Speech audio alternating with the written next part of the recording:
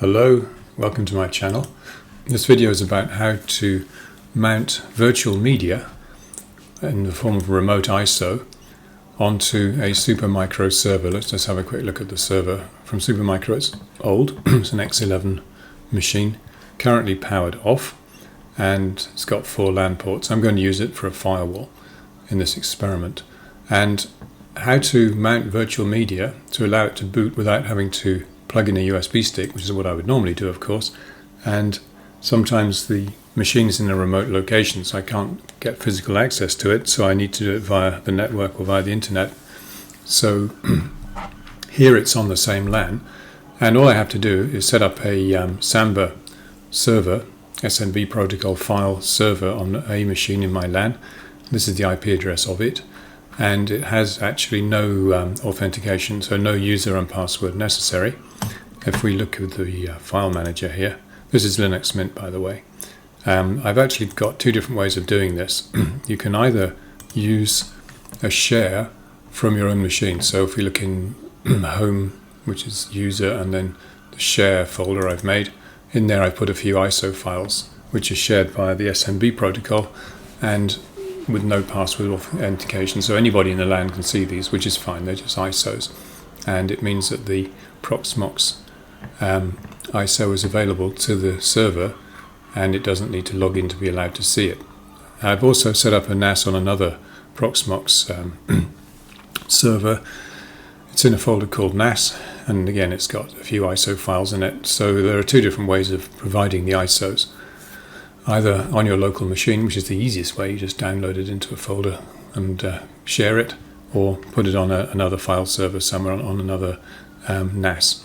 So I've chosen one of them, which is actually another Proxmox server. That's the path to the image. You have to use the Windows style notation of backslashes between folder names and file names and so on. It takes a bit of fiddling around to get this to work sometimes, but this hopefully will work. Let me just save that, which is saved in the BMC in the non-volatile memory on the main board, which is not running yet. This server is switched off, and you can tell because if you look at the preview of the video, host is currently off, but you can still do things with it when it's powered down, of course.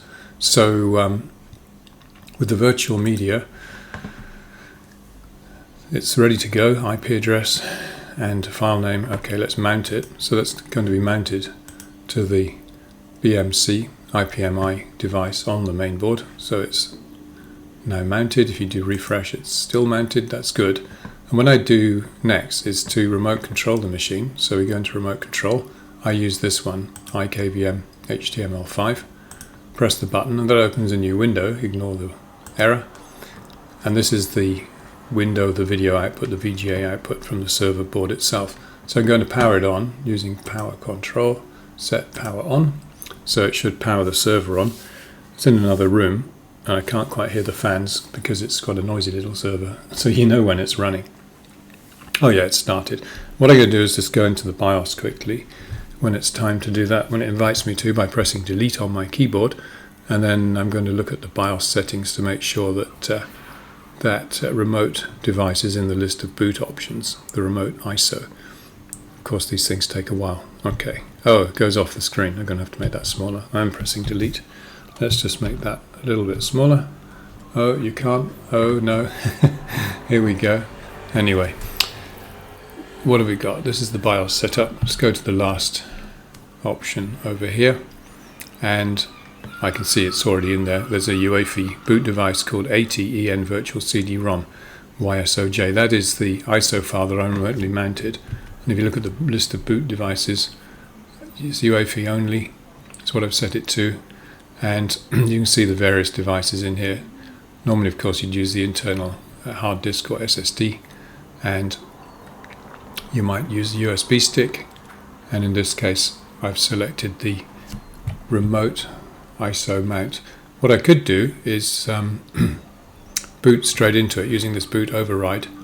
Not sure if that always works. So I like to just press F11 during the boot sequence and see the menu, and I can see it's really there and then select it. So that's what I'm going to do. So this machine is running, so I'm going to save the changes and reset. Things ever correct anyway. Oh, I've got secure boot turned off, by the way, because I don't want to use that. You probably know about the issues with keys expiring and Microsoft and stuff, so let's just turn that off. There's a slight problem with the screen size. I'm ready to press F11 to get the boot menu. Not sure where the screen size is on this. The problem is that I increased the browser magnification of the page for the video so you can see it, and now of course the information goes off the bottom of the screen. I can scroll it, okay. And I pressed F11, so it's invoking the boot menu as it says here, press F11. Then you go down here and that device is there, the virtual CD-ROM. So I've selected it, this one here, and I'm going to press enter, and with any luck the machine will boot via the network using that remote mounted ISO. And the problem is that on X11 mainboards from Supermicro, it works. The data rate is 1 megabyte per second, which is quite slow. It's the limitation in the BMC chip on the main board of these older motherboards. 1 megabyte per second is 8 megabits per second, because it's probably a 10 megabit interface, network interface on the board, and also the chip is limited to that. It's AST2400 chip. The more recent ones, of course, will support higher data rates. Anyway, that's the menu. I can move around in it using the keyboard. So all I do is press enter, and it will start loading up Proxmox and installing it. I've already erased the SSD in this device using a few simple erase commands, which I also booted remotely into System Recovery, a very simple Linux distro. So this is now going to boot, and I'll go ahead and do the install of Proxmox, which you don't want to see, but I've shown how to mount an ISO remotely via the network to a Supermicro mainboard and then boot from it.